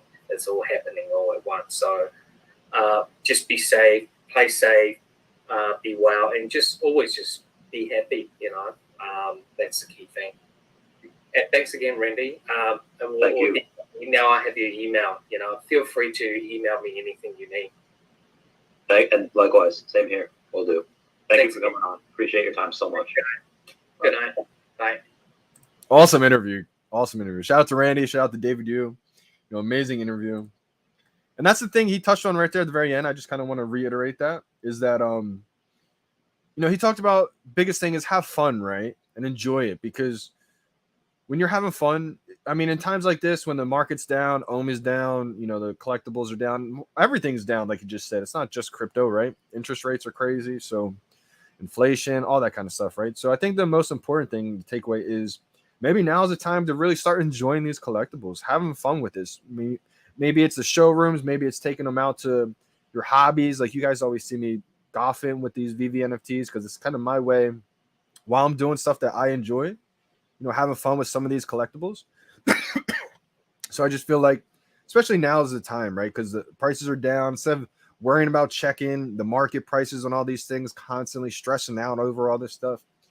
Start to really try to enjoy these collectibles. You may find some ones that you find that you thought you liked, you may not really love that much, or vice versa. You might have had a collectible for a while that you don't really like. You start looking at it, playing with it in augmented reality in some of your hobbies, whether it's fishing or, different sports or whatever the case is, right? I think times like these, you may find a different love for some collectibles and stuff like that, or different comics, etc., and just try to have that more fun aspect instead of worrying always about the investment, the prices of these things, because things will go back up, right? Not financial advice, my opinions only, of course, but things don't go down forever. Things don't go up forever. There's always that ebb and flow. So if prices drop, stop worrying about the prices so much. Start having fun with them instead. So that's just some things that I want to, just recap a little bit. A lot will look back in a few years and miss these days. Got to enjoy every moment. Willow, 100%, my man. I was saying this to a lot of people back in April, May, June. I was telling a lot of the OGs, like, kind of embrace this time that we're in right now, because we're going to look back a year from now, 2 years from now, and so many things are going to be different. We're going to miss these times. And that kind of started to happen at the top of this year. A lot of us were kind of reminiscing how much has changed already ever since I would say the old days, but I mean, it really hasn't been that much time, right? But things can happen fast. Things can change fast. And so it kind of seems like it exploded already right now, but this is nothing to where it's going to be in another year or two from now. Just imagine, we have people want to say, I don't know what the exact number we have right now, but just imagine when this becomes a safe investment in people's eyes, right? It becomes liquidable. I always say, look at OpenSea, right? Shout out to OpenSea, because I think they're innovators in the space, provides a huge opportunity for independent artists out there to make a career, a living. But I just feel like a lot of times people use the OpenSea projects and NFTs because it's liquidable, right? Because they can kind of take a chance and grab some things, and maybe it goes up in value, you can cash out. Obviously, there's a couple of good projects on there, right? So it's not the exact full reason, but I think things will change on VeVe, and people will start looking at VeVe a little bit differently than they do now once everything becomes liquidable. So I think that's going to be a big thing. December, appreciate you for tuning in as always. Good night, December. Get some sleep. Looking forward to when the tide rises. That's a big point right there, because it will rise again. And I think what's going to happen is when we do rise, when the whole tide rises, we're going to see what other projects out there besides VeVe rise with the tide, because I think we're at the point where maybe things come crashing down as a whole NFT space, right? And the ones that kind of survive are going to be the 1%, the 2% of all those projects, kind of like what Gary Vee always talks about. 98% of the projects out there, unfortunately, probably won't last, right? So it's going to be interesting to see when the tide does rise, which of these projects will kind of stand the test of time. So I think there's some projects on OpenSea that are, probably will maybe survive that time period. The good part about OpenSea is it does provide an opportunity for a lot of independent artists out there, different new projects. It is liquidable, so people love that aspect. I think if it wasn't liquidable, I don't think we would see the prices nearly as high as they are right now. So I kind of take that same emphasis and put it into VeVe, to where, yeah, there may be some people who cash out, right? Because people have been here for a while who can't cash out. But I think there's a lot more people that are going to see this as a safe investment at that point. So just want to say a couple things. Love y'all too, December. As always, you always show so much support coming in the channel. Appreciate you big time. I want to just go over some of these prices one last time before I hop off. We got the secret rare down pretty low. It's at 135 right now. Ultra rare is my favorite cover. It's at 39 right now. The rare is at 14. It's always a big difference between that ultra rare and the rare. I feel like the rare should be probably half of the ultra rare. So I don't know if that means the ultra rare is going to come down or the rare is going to go up. Uncommons at 674. Uncommons below retail. Rare, I think long term is going to be a steal at $14. But I don't know. It may take a couple days, weeks to go up. The common is at 418 below retail. It's kind of just, following the same kind of overall pattern of the overall market sentiment right now. I think it really feels like to me everybody's holding their breath for some of these big iconic drops that David Yu keeps talking about, whether that's Star Wars or just another quality IP collectible type drop. Willow out as well. Hope everyone has a blessed day. Appreciate you big time, Willow, for coming in. Every time I think of you, I think of CCC, Crypto Cannabis Club project. That's one of the ones that I do think will survive on OpenSea. Want to shout you out a little bit because I know you're into that project, liking the project. So I do think that's one of the ones that could survive big time. Because again, that has a culture in itself outside of the whole digital space. So, and plus, I want to shout that project out again, just because I met my favorite athlete of all time, Ricky Williams. Because of that, I was able to send my authentic stitched jersey of Ricky Williams out to him. Still waiting on it back, but I think it may take some time. Can't wait until I get my Ricky Williams signed jersey back. It's just a little cool thing. I can't wait to hang up. You guys will probably see that hung up somewhere around here. It'll probably be like my first VeVe thing that's hung up. Actually, no, I got a couple things. I mean, my plaques here, my golf plaques are not VeVe, but can't wait for the anthem, my man. Again, guys, last thing I want to say is we do have a Twitter Spaces from VeVe coming up tomorrow. So make sure you guys tune into that. I think that's going to be a fun one to go over. I know a lot of people, too, have been kind of worried that they're not doing the live streams anymore. They're only going to do those updated videos on YouTube. But I think it's going to be a combination, right? So today, or not today, but this week, tomorrow, we're going to see an actual Twitter Spaces where it's a live event where people can come up, ask questions or anything like that. I'm not sure how many people they're going to bring up on stage to ask questions. So I'm sure you can ask your own question in like a Twitter post and just kind of tag hashtag VVAMA. But definitely appreciate you guys for tuning in today. I almost wasn't going to live stream today. I just wasn't feeling great when I woke up, but said, you know what? I'm not going to make excuses, right? Especially, I mean, my whole motto in life is no excuses. So wasn't feeling that bad where I couldn't do it. When Ricky Williams played college football, he was amazing. Yeah, unbelievable. He won the Heisman in college, got drafted. I know there's a big controversy of him taking like a not favorable contract because it was almost like a play to earn contract with a lot of incentives, not really a high salary. Went to the Saints. He got hurt a little bit. Still had a pretty solid career with the Saints and got traded to the Miami Dolphins. And that's when he blew up even more, I feel like. So definitely an interesting story, Ricky Williams. Diane C, appreciate that big time. I'm already feeling a little bit better. So I'll be fine. Could definitely been feeling a lot worse. So definitely feel good about that. But I will be seeing you guys shortly as well, too. Make sure you guys are tuned in for all the announcements that VeVe is going to release. We don't know what's dropping this weekend, but people are thinking it could be another big drop. We don't know for sure, but appreciate y'all for tuning in. I'm signing out today. It's your boy, Johnny Dunn. We out.